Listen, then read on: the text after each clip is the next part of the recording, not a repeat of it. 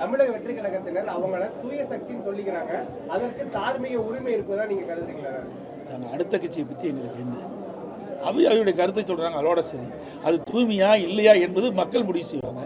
ஏற்கனவே எங்களுடைய கழக துணை பொதுச் செயலாளர் அழகாக அதுக்கு விளக்கம் கொடுத்துட்டாரு. பத்திரிகைலாம் வந்து விட்டது, உங்களுக்கு புரிஞ்சுக்கிங்க. நாகேந்திரன் அவர்கள் வந்து இப்ப அண்மையில் ஒரு பொது வெளியில் என்ன பேசியிருக்கிறாருன்னா, தாவேகா பிரியப்பட்டால் எங்கள் கூட்டணியில் வந்து இணைந்து கொள்ளலாம், எந்த தடையும் இல்லைன்னு சொல்லுகிறாரு. அதிமுக தலைவரான உங்களுடைய கருத்து ஏங்க? அவருடைய கட்சி கருத்து சொல்றாரு. கூட்டணியில் வந்து இணைஞ்சிக்கலாம். எங்களுடைய நான் தான் தெளிவாக சொல்லிட்டுமே, திராவிட முன்னேற்ற கழகம் மக்கள் விரோத அரசாங்கம். அந்த மக்கள் விரோத அரசாங்கத்தை அகற்றக்கூடிய ஒத்த கருத்துடைய கட்சிகள்லாம் எங்களோடு தேர்தல் நேரத்தில் கூட்டணி அமைக்கலாம் என்று ஏற்கனவே தெரிவித்துவிட்டேன். ஊரக வேலை 125 நாளா உயர்த்திருக்காங்க. அதே மாதிரி வேளாண்மைக்கு முக்கியத்துவம் கொடுப்போம்னு சொல்லிட்டு மத்திய அரசு கொடுத்துருக்காங்க சொல்லியிருக்காங்க. ஆனால் அந்த பெயர் மாற்றத்திலேயே ஒரு சர்ச்சை இருக்கு. இது எப்படி சார் பாக்குறீங்க? தாங்க இப்போ என்ன திராவிட முன்னேற்ற கழகத்துடைய தேர்தல் அறிக்கையில் என்ன குறிப்பிட்டிருக்காங்க சொல்லுங்க, என்ன குறிப்பிட்டிருக்காங்க? 150 நாளாக உயர்த்தப்படும் என்று அறிவித்தது திராவிட முன்னேற்ற கழக தலைவர், திராவிட முன்னேற்ற கழக தேர்தல் அறிக்கை. இதுவரைக்கும் நிறைவேற்றிருக்காங்களா? ஆக இன்றைய தினம் மத்திய அரசாங்கம் 100 நாள் வேலை திட்டத்தை 125 நாட்களாக உயர்த்தி இருக்குது.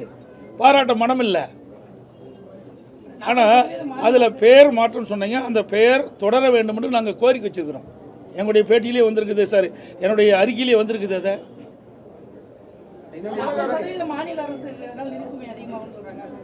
அதை எங்கே வாதாடணும்? எதுக்கு நாடாளுமன்றம் இருக்கிறாங்க?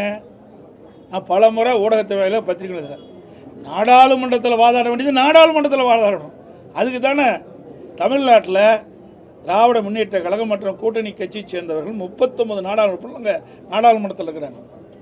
ஆக நாடாளுமன்றத்தில் இதை பிரச்சனை எழுப்ப வேணும். மாநில அரசுக்கு சில நிதி பிரச்சனை ஏற்படுது என்று நாடாளுமன்றத்தில் தெரிவிக்க வேணும். நாடாளுமன்றத்தில் அவர்கள் முழுமையான அழுத்தம் கொடுக்கல. இதே நான் ஏற்கனவே பல முறை சொல்லிட்டேன். அனைத்து இந்திய அண்ணா திராவிட முன்னேற்ற கழகம் பாரதிய ஜனதா கூட்டணியில் அங்கம் வைக்கின்ற பொழுது காவிரி நதிநீர் பிரச்சனை உச்சநீதிமன்றத்தில் தீர்ப்பளிக்கப்பட்டது. அந்த தீர்ப்பை அமுல்படுத்த காலதாமதம் செய்தது மத்திய அரசு.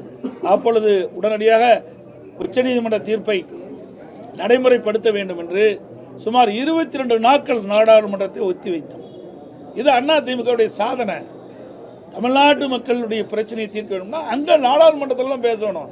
சும்மா வெற்றி அறிக்கை விட்டுட்டு மலுப்பலான பதில் கொடுத்து மக்களை ஏமாற்றக்கூடாது. பிளே ஸ்டோர் மற்றும் ஆப் ஸ்டோரில் இருந்து பாலிமர் செயலியை QR கோடு மூலம் பதிவிறக்கம் செய்யுங்கள். செய்திகளை உடனுக்குடன் பெறுங்கள்.